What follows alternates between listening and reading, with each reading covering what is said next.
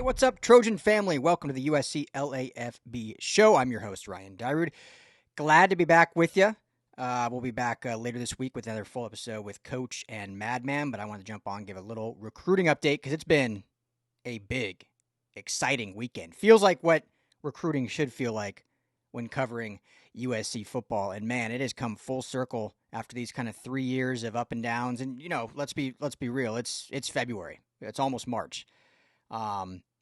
We had ourselves last year kind of simmer it down after some huge weekends in March, and then seeing the decommitments come in, you know, May and June and July and August, and kind of say, you know what, okay, this is a long cycle. It's new now with NIL. It's a lot different. There's going to be decommitments, so we don't want to get too up. But this does feel different than it did last year, and I'll explain why in just a minute. First and foremost, or not foremost, but first of all, show is always brought to you by our friends by BetOnline. Head to betonline.ag today. All the best money lines, game spreads, every sport you can imagine to wager on can be found at BetOnline, and they're good friends of the LAFB network. All the sports going on right now, minus football, but you can bet on the draft. You know, when's Woody Marks going to get drafted? They got all that at BetOnline, and you can do baseball. Hockey's back. What a great Four Nations Cup that was. But you got Kings hockey looking good right now, vying for the playoffs. NHL trade deadline's coming, and obviously the Lakers looking dominant now with Luka and LeBron. So all of that can be done at betonline.ag. Tell them the guys at the LAFB network sent you. All right, so we got 2 commitments that came in over the weekend. One on Thursday or Friday, one yesterday on Sunday, and we've gotten 2 crystal balls now for some more local, well, one's not local, but more high-profile commits, if you will. So first, let's start with the big flip. Quarterback Jonas Williams, a few days old now, but I just want to touch on it quickly, was committed to Oregon, is now flipped his commitment to Lincoln Riley in USC. And it had been trending this way for a little while after his junior day, or after USC's junior day that he was a surprise visitor at. Lincoln, Coach Riley had visited him previously out in Illinois where he's from. And then he showed up at junior day, went really well. Family said they loved it. And he's just a fit for this system and for Lincoln Riley. So this feels like a match made in heaven. And anytime you can flip someone or even just gain a commitment from Oregon, it seems like on the recruiting trail, whether people want to say it's in the actual gridiron or not, but on the recruiting trail, that seems to be the biggest rival for USC is Oregon and vice versa.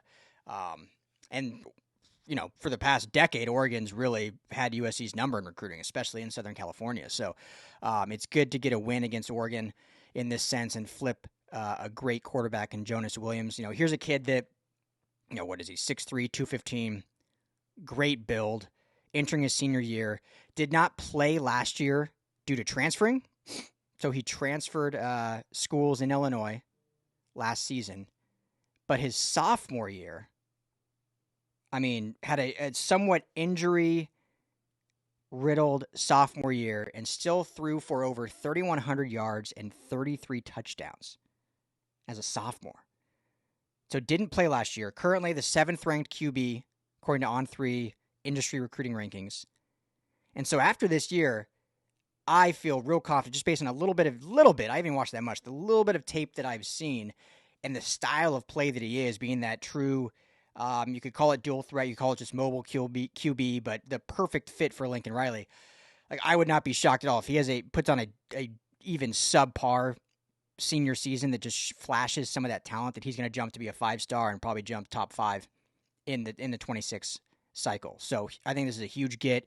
Don't be, I don't think discouraged right word, but don't think like, oh wow, we only got the 7th-ranked QB. Why aren't we going for, you know, top 5 QB? I think the talent shows, and the fact that he didn't play last year has left a lot uninterpreted, and that can shift and change certainly after this season.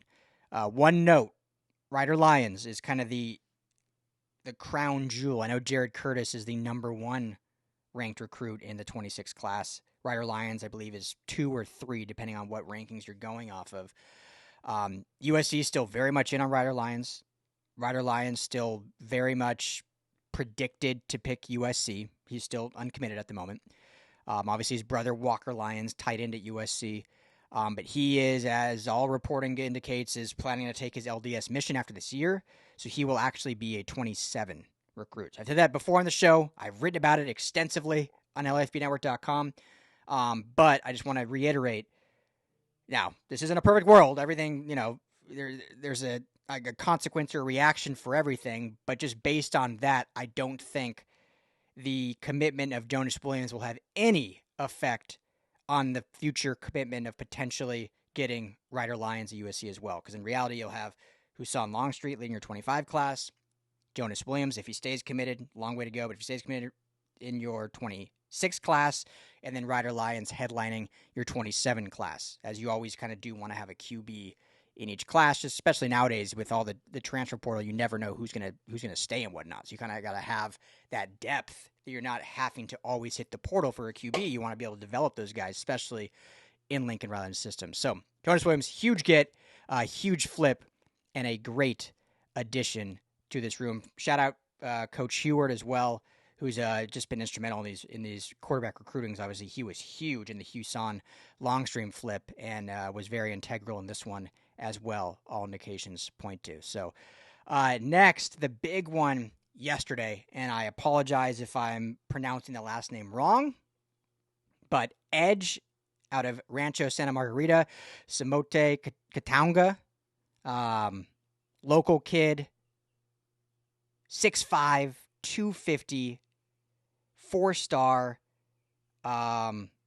currently the 7th out of California in this 11 total player commitment class of 2026. He's the 10th ranked edge player in the entire 2026 class. Another huge commitment. This commitment brought USC's 26 class up to the number 1 ranked class on Rivals in 247. They're still at number 2 on 3, but that can certainly change with the way things are trending as well. So, just another big commitment for SC. And I think that the fact that this is a homegrown kid from Oceanside, California, going to Rancho Santa Margarita, who now Carson Palmer is becoming the head coach of. I don't know if that had a huge effect yet because he just took over like a month ago in the commitment, but building a nice pipeline there. Anything in the Trinity League is what you want. And so I think it's huge. I mean, not to mention just the great player this kid is, 6'5", 250, like I mentioned. Still going to be a senior. So he's already got the size. Rebuilding that kind of like Polynesian pipeline that USC has become so well known for, but kind of strayed away from a little while. And so I think this is a huge deal to rebuild not only that pipeline with the Polynesian players, but also just with the Southern California players. And on top of that, the Trinity League players that they know, okay, if I'm going to play at Mater Dei, Rancho Santa Margarita, Servite, Olu, like my goal is USC. That's what you want these kids to be. Obviously, there's going to be some kids that, hey, I want to get out of state. I want to experience new things. I've grown up in Southern Cal. But if you can instill a practice and instill a philosophy that the goal is when you go to these Southern California high schools, the goal is if hey, I live in Monrovia, but I'm going to go to Mater Dei, like Raleek Brown did. Or I live in Long Beach, but I'm going to go to St. John Bosco, like Raylene Goforth did. The goal is I'm going to that school to get to USC. Not I'm going to that school to get to college ball. The goal is I'm going there because I know they have a pipeline to USC. That is what you want to establish. And that's what was established for many years.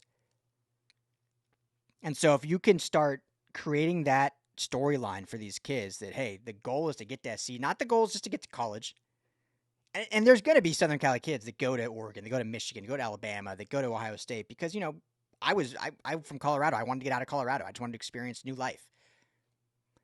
But if you can keep this 70%, 65, 75% of these kids, their goal is purely to put on that interlocked SC, to put on that Cardinal and Gold, then you've built something. And I think adding Simote Katoanga is a great step in the right direction. And again, 7 out of the 11 commits for 2026 now are California kids.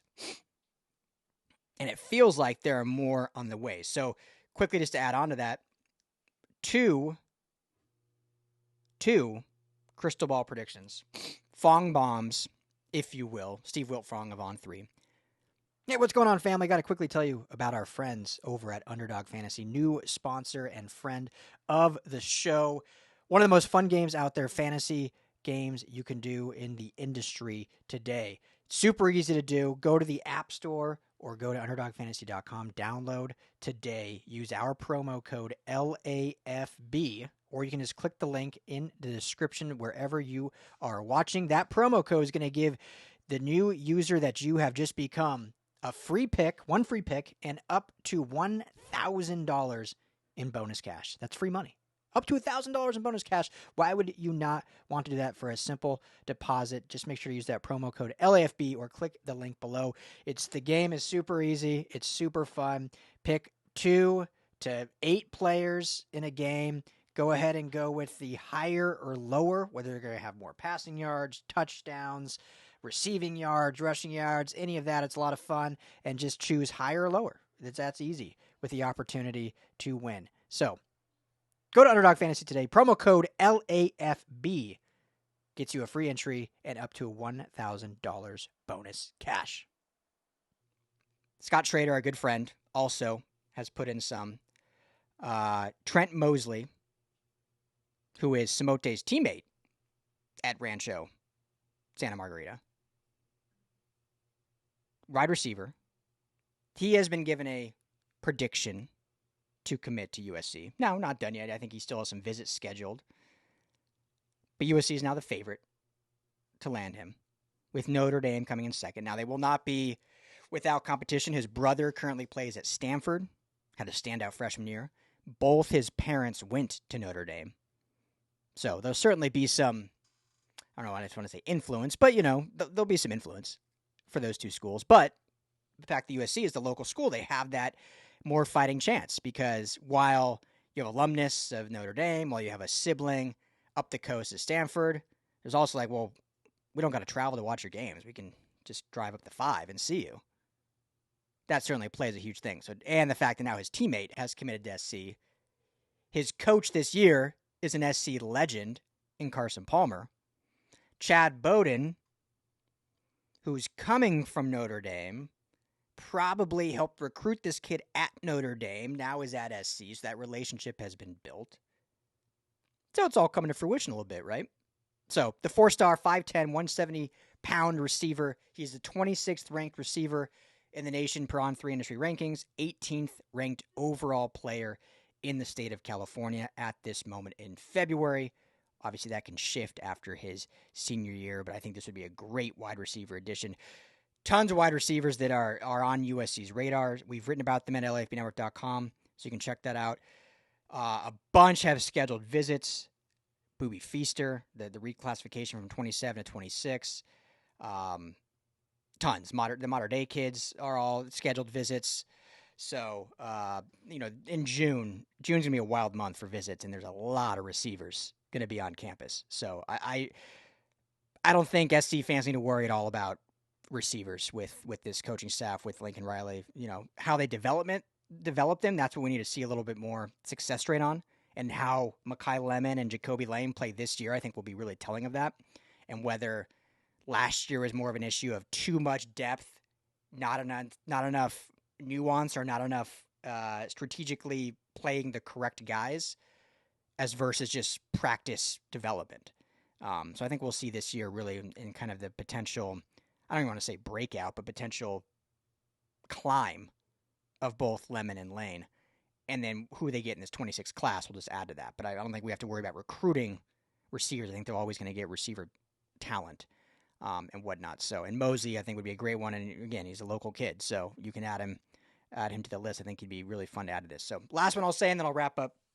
Hawaii offensive lineman Malachi Lee just picked up a crystal ball prediction from Steve Wiltfong, or at least a RPM, whatever they call them, but a prediction to commit to SC.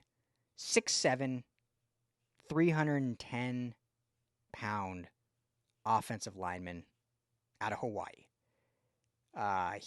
This would be a huge get. 8th overall tackle in the entire class. Top 100 player in the whole class.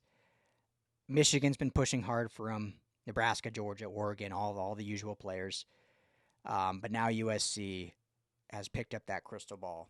And, I mean, this would be another huge, huge one. They would just push USC further into that number 1 ranking if they were able to seal and close and retain the deal. So want to get more on his tape a little bit, see what he brings. But when you just hear that size going into a senior year, 6'7", 310, that guy's built like a Big Ten offensive tackle. So that's what you want to see. So big recruiting week for USC. I think it's just picking up steam. And I teased in the beginning, I think why this is different, and I'll say this quickly.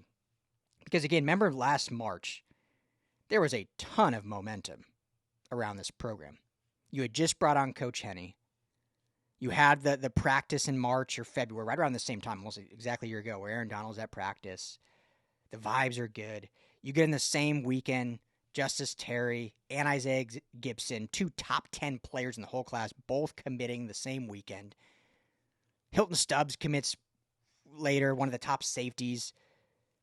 You had just hired Danton Lynn, so it's like, wow, look at this defense, recruiting these defensive guys. Vibes were high. All those guys ended up decommitting. For whatever reason we want to say, I think there was a number of factors. NIL was definitely one of them. Definitely, we know for sure that was one of them. I mean, Justice Terry literally came out and said he went to Texas because they paid more. I mean, he didn't even hide around the bush. It's like, well, yeah, I couldn't refuse. I can't remember the exact quote, so I'm not quoting him, but essentially said, yeah, they wrote the biggest check. Isaiah Gibson ended up, staying closer to home. Hilton Stubbs closer to home. So why I think this is different. One, you have an actual elite front office now. So NIL should not be an issue. You're still at times going to get outbid, guys. It's going to happen. It's going to happen. There are times when some school will outbid you in a player, and you just have to say, are we willing to pay that or not? It will happen. It will probably happen to someone in this class. The key is it doesn't happen to numerous players in this class, which I don't think it will, because now with Chad Bowden and his staff, those problems, I think, are gone. Because we've known the money was there. That problem got ratified last year. The previous year, the money was the issue. And then last year, they had the money, but the allocation and how the communication, the negotiation, that was the issue. So now, all that's gone. So, yeah, you might lose 1 or 2 because it's the world of college football. But as long as that's not a problem, we're good there. So I think that's one thing why this is not going to be an issue like it was last year. And then 2, you just alleviate so much when it's local kids. Because when you're a local kid and you commit across the country, when you're Isaiah Gibson, Justice Terry, Hilton Stubbs, and you're from Georgia, Florida,